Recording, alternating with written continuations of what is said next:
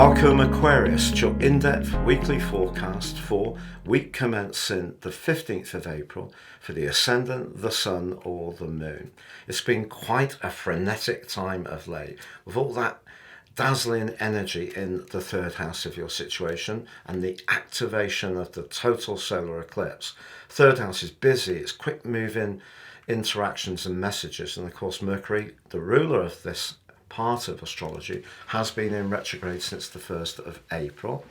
But this week, Mercury comes back to you in a positive way as Venus meets up with Mercury, and a piece of information or an email, a letter, can arrive later in the week, which really delights you. Also, last week, your traditional ruler Saturn was really applying pressure to Mars.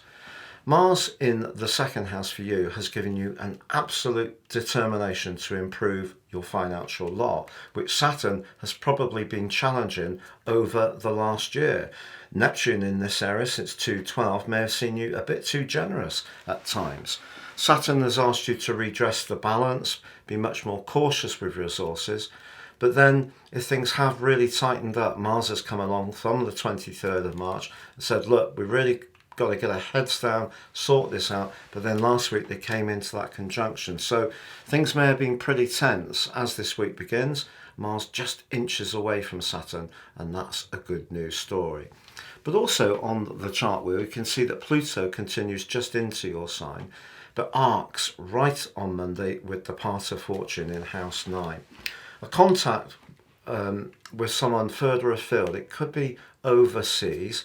It may be someone who shares a vision or an idea you have, but somehow or another you can forge a collaboration which can be mightily productive in times to come.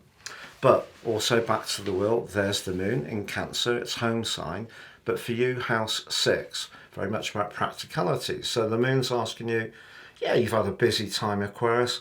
Now it's about getting things a bit more ordered on the home front, catching up on the chores, decluttering as it comes into a square with the quarter moon later on Monday, providing a backdrop for the rest of the week. That's all good. Good to be virtuous. I need to remember this myself. But the fact is, one of the things we can do with 6th, third house energy is actually try too hard. Put ourselves into a frazzle by racing around, trying to get everything just so. Moon 6th house. So if you have been flat out recently, I wouldn't give yourself too much of a list of chores to achieve. But as Mars moves on this week, and as Venus and Mercury meet beautifully on Friday, so Mars connects with Jupiter, and something may come to pass, and it may be something quite tangible, some kind of improvement to your home. It could be some solid news around your ins and outs on your costs and expenses, something can come back a bit more into trim. But then on Friday, the sun arrives in Taurus. This for you, house 4, is the nighttime part of your chart. It's where we withdraw a little bit, we reflect, and because of the intensity of the total solar eclipse and all that pulsating energy in house 3, it's sort of saying to you, look, take a breath. It's very atmospheric, it's very lunar orientated, house 4. And so the sun's moved there and saying, look, just find some peace and tranquility and just step back a little bit, and that can actually be very helpful. The problem is the sun almost immediately butts up against Pluto in your sign. Possible if there's a relationship issue with someone close who perhaps doesn't give you the space you need, or it's someone who needs your support a lot. It could be that the challenging energies that have been working around you of late means that you actually want to have some time out, whereas other people are used to seeing you pitch in more recently. And so there could be a little bit of a disappointment there, but there could be some kind of push and shove going on. Pluto wants you to be totally authentically in your own self and energy, and to be honest, in your own ego. The 4th house is where you need to protect yourself, but you don't necessarily want so much of a discussion.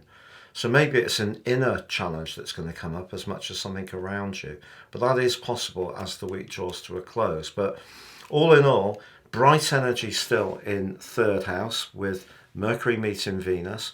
Also Venus meets the North Node. So those important communications, real highlighted this week. The frustrations around money can ease, especially if you really put a hard shift of effort in to improve your lot. And by the end of this week, good news on the home and also on the communicational front, but don't try to pack too much into this week and take the breather as the week draws to a close, because I suspect you deserve it.